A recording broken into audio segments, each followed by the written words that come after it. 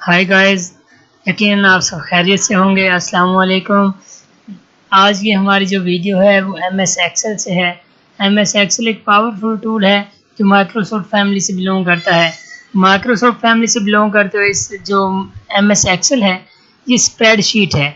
Spreadsheet के अंदर हम नॉर्मली अपने जो बिजनेस होता है या अपनी जितना भी टोटल वर्क होता है उसको हम शीट्स की सूरत में लिखते हैं, यानी न्यूमेरिकल डाटा पे ज़्यादा फोकस करते हैं। तो न्यूमेरिकल डाटा के अंदर वर्क करते हुए हमें जो सबसे ज़्यादा अहम ज़रूरत पड़ती है कि with the passage of time हमें डिफरेंट तरह की रिपोर्ट्स डेवलप करना होती है। उन रिपोर्ट्स का क्या मतलब होता है कि डिसीजन मेकिंग को इम्प्रूव किया जा सके, क्योंकि एक अच्छे बिजनेस के लिए with the passage of time अगर टाइम टू टाइम अच्छे डिसीजन ना किए जाएं तो कभी भी आपका बिजनेस ग्रो नहीं कर सकेगा। लेकिन इसके लिए बेहतरीन रिपोर्ट्स का, बेहतरीन डाटे का, एक्यूरेट डाटा होना चाहिए। इसके बगैर ऐसा मुमकिन नहीं है कि आप अच्छे फैसले कर सकें। तो आज हम एमएस एक्सेल के जिस टूल की तरफ जा रहे हैं वो हमारा फिल्टर से रेलिवेंट एक टूल है जिसे हम स्लाइस कहते हैं। ये जो टूल है ये हमारा पाइवोट टेबल के हवाले से भी इस्तेमाल होता है। ये एग्जैक्ट डिजिट को फिल्टर करता है जो कि एक दूसरे पर डिपेंडेंट होते हैं, इंडिपेंडेंट नहीं बल्कि डिपेंडेंट होते हैं। सपोज कर लेते हैं हम कोई भी किसी चीज़ की प्राइस मालूम करना चाहें कि मिसाल के तौर पर हमारे पास एक कैटेगरी 1 की कोई भी चीज़ आ जाए। जब हम कैटेगरी 1 की चीज़ की तरफ जाते हैं तो हमारे पास इसकी प्राइस भी है, इसके टोटल आइटम भी हैं, यानी कितनी सेल हो चुकी है। अब हमने इस तरह अगर ये स्ट्रेंथ बढ़ती जाएगी तो इसमें से डाटा फिल्टर करना टफ होता जाएगा। तो इस सारे प्रॉब्लम्स को समझने के लिए आज हमने एक फिल्टर करने के लिए एक टूल इस्तेमाल करते हैं हम, जिसे स्लाइस कहते हैं। तो स्लाइस के टूल को हम यूज़ किस तरह करेंगे ये आज का हमारा टॉपिक है। आइए मैंने एक आपके सामने एक शीट खोली है जिसके अंदर 3 चीज़ें फिल वक्त मैंने डाली हैं। नंबर 1 कि हमारी जो कैटेगरी है ये इसका बेसिकली नेम है, या आप यहाँ कोई फ्रूट का नेम ले सकते हैं, कोई भी प्रोडक्ट आपकी हो सकती है।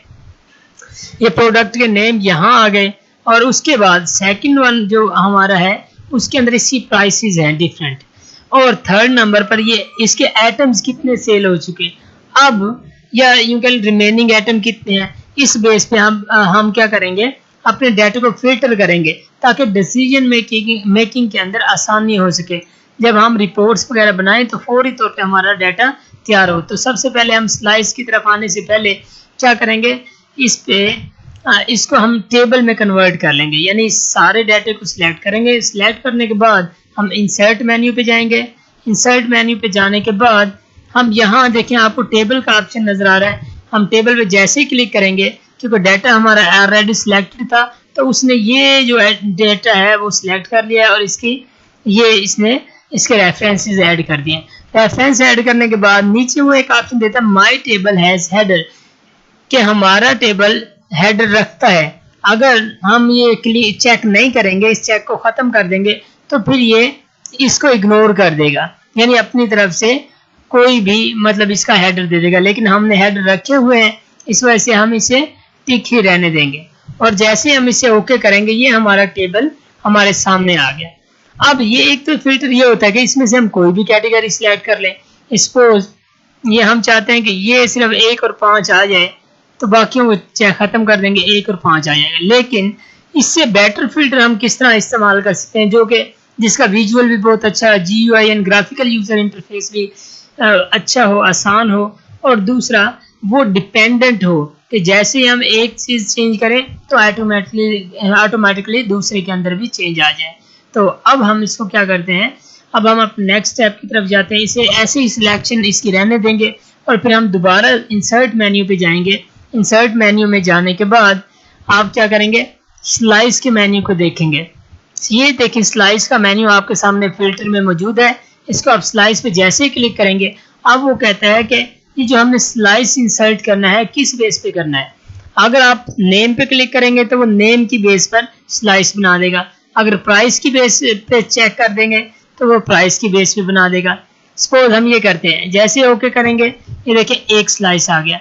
अब हम इसको कंट्रोल जी करने लगे हैं। अब हम दोबारा इंसर्ट करते हैं स्लाइस, इंसर्ट, और ये स्लाइस पे क्लिक करते हैं और ये तीनों पे चेक लगा देते हैं। जब तीनों को चेक लगाएंगे या ओके करेंगे, आपके तीनों स्लाइस ये आपके सामने है, यानी ये आ गए हैं आपके स्लाइस जो आपके फिल्टर डाटा को शो कर रहे हैं। ये सारे चेक्स जो नजर आ रहे हैं ये आपको बता रहे हैं कि एटम भी कंप्लीट है, प्राइस भी कंप्लीट है और नेम भी सारे कंप्लीट है। अब हम क्या करते हैं, अब हम यूं करते हैं कि अगर आप जरा गौर करें कि कैटेगरी यहाँ देखें कैटेगरी 3, यहाँ भी देखें कैटेगरी 3, यहाँ 2 मरतबा है, लेकिन इसकी टोटल वैल्यूज कितनी बन रही है, आपके पास टोटल 6 काउंट हो रहे हैं, लेकिन यहाँ 1 2 3 4 5, क्यों कैटेगरी 3 को इसने सेम जगह पे वो ले आया है। तो इसी तरह हम क्या करेंगे, अगर हम इसको यूं कर दें कि इसको कैटेगरी 7 कर देते हैं, इंटर करेंगे, अब ये कैटेगरी 7 भी आ गई है।